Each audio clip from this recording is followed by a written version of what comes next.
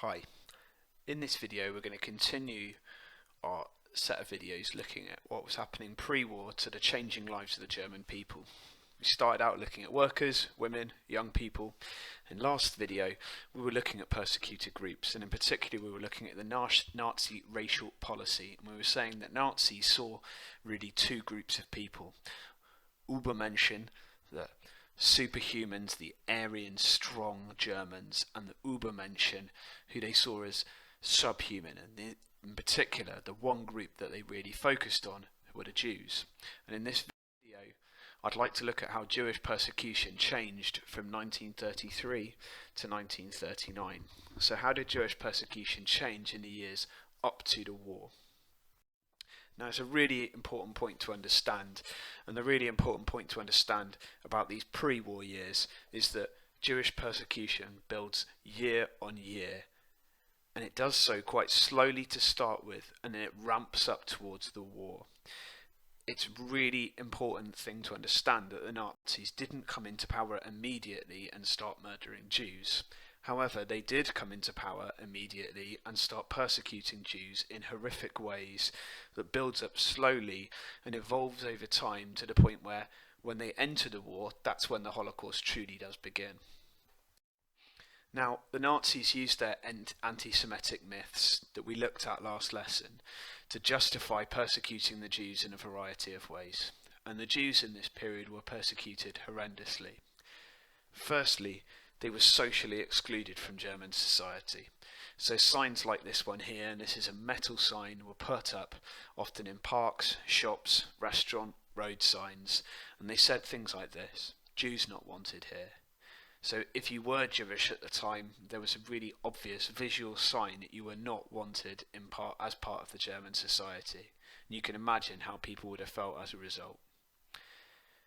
Additionally, publications hugely persecuted the Jews. We already talked about in a previous video Der Stürmer, or the Nazi newspaper, and the Nazi newspaper Der Stürmer, which was their tabloid, regularly published anti-Semitic cartoons, and in those papers Jews were presented in really quite awful ways and made to look like they were evil, in this case an evil spider attacking an Aryan woman.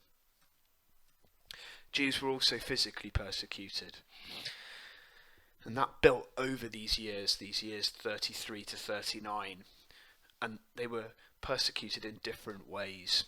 So in this example here you can see a Jewish lawyer whose name was Michael Siegel, and he was forced to walk through the streets of Munich in 1933 barefoot because he was complained about SA brutality, and rather than listening to his valid concerns, instead he was humiliated on the streets of Germany. So the Nazis persecuted the Jews in these ways, but the biggest way that they persecuted Jews was through law. And in those 6 years before the Second World War, there were literally hundreds of laws that were passed to basically persecute the Jewish people. And I'd like to look at the pattern of those laws. Immediately, as soon as the Nazis take power in March of 33, Jewish lawyers are banned from conducting legal affairs, and Jewish judges are immediately suspended from office. Now, it doesn't take a genius to work out that Jews are essentially being excluded from the legal system. This means that Jews no longer can fight for their rights and complain. This happens immediately. In the next couple of years, there are lots of laws that are passed. Now, some of these that you'll notice in this list seem quite trivial and silly. So, for example, Jews are excluded from choir. Jews are excluded from the German Chess Federation. Jewish musicians aren't allowed to practice. Jewish writers aren't allowed to engage in any form of literary activity. Now, to you that might seem quite trivial, but if you imagine at the time what that must have felt like, that would have been really awful at that time. And some of these things seem quite trivial, but the Nazis were clearly testing the water with the German people. What they were doing was passing these what seemed like quite trivial laws to see the reaction in the German population. And when the German population didn't react hugely to it, partly through fear and partly because they've been won over by Nazi propaganda, Jewish legislation or anti-Jewish legislation ramps up. And the biggest turning point really is in September of 1935 with the Nuremberg Laws. And if you remember one or two things from this video, the Nuremberg Laws are one of the things I want you to remember. Because the Nuremberg Laws were really important because Jews were no longer citizens. They're no longer citizens of Germany, they're just subjects. They have no rights at all. Marriages between Germans and Jews are now punishable by imprisonment, and really this establishes the Nazi racial ideas as a legal thing, a legal proper law. So that Nuremberg Law was as a turning point. After this turning point, you see lots of anti-Semitic laws that are now ramping up in terms of their severity. So in the years between 36 and 38, you can see that there's some things here that are actually getting worse and worse. In 36, Jews have got to hand over all their electrical equipment, their bicycles, their typewriters, their records. So already they're being stripped of their assets. Jewish vets weren't allowed to practice anymore.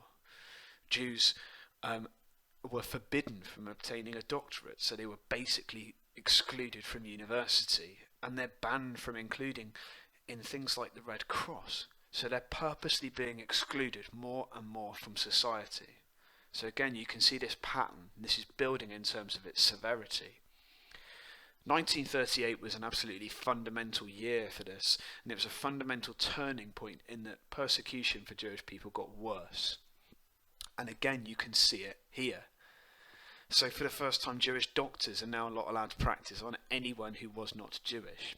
Any Jewish street names in German towns are completely changed. And then in 38, you get something about identity. And really importantly, the Nazis are imposing an identity upon Jewish people. So from August of 1938, male Jews had to add the name Israel, and female Jews had to add the name Sarah to their first names, and Jewish passports in October were stamped with a J. So Jews have been excluded from society, and now they're being forced to have a very different identity from the rest of the population. This led into November of 1938. And November of 1938 was a horrific month for Jewish people in Germany, because this is when, really famously, Kristallnacht happens. And Kristallnacht is one of the second things I want you to definitely remember from this video. The Nuremberg Laws and Kristallnacht, to me, are those big turning points in this story. Kristallnacht in German really simply means the night of broken glass, because across Germany, the SA, the SS, and other people, including ordinary Germans, suddenly turned on Jewish people. And overnight, what was a story of persecution through legal means now turns into really much more about physical persecution. And over these 2 nights, at the start of November of 1938, this happens. 267 synagogues across Germany are completely destroyed. 7,500 Jewish businesses are smashed like the one you can see before you. 91 Jews were murdered, and 30,000 Jews are arrested and put into the concentration camps. And this is the moment really where Jewish people suddenly become much more significant in terms of those population of those camps. So let's go back to our timeline. And as you can see, November of 1938, really until September of 39, which is when the Second World War begins, laws become worse and worse and worse. Jews are banned or excluded from vast number of different elements of German society. And then clearly into 1939, things get even worse, where their assets are stripped and their means of escaping Germany are removed. So in February of 1939, they had to hand over all of their jewellery, gold, silver, anything of any value. Anything of any value. In April of 39, lots of Jews were evicted from their homes without really a reason being given. And then in September of 1939, they're no longer allowed to leave their houses before 8 p.m. This story is a story of increasing persecution. What begins with some trivial things in 1933 in terms of chess clubs ends up 6 years later with Jews being completely excluded from German society and treated like a second-class citizen. So to go back to the question that I wanted to answer in this video, how does persecution change? It gets worse. It gets a hell of a lot worse, and it means that Jews are further excluded from German society bit by bit. This is laying the foundations for what will become the Holocaust once that war has begun.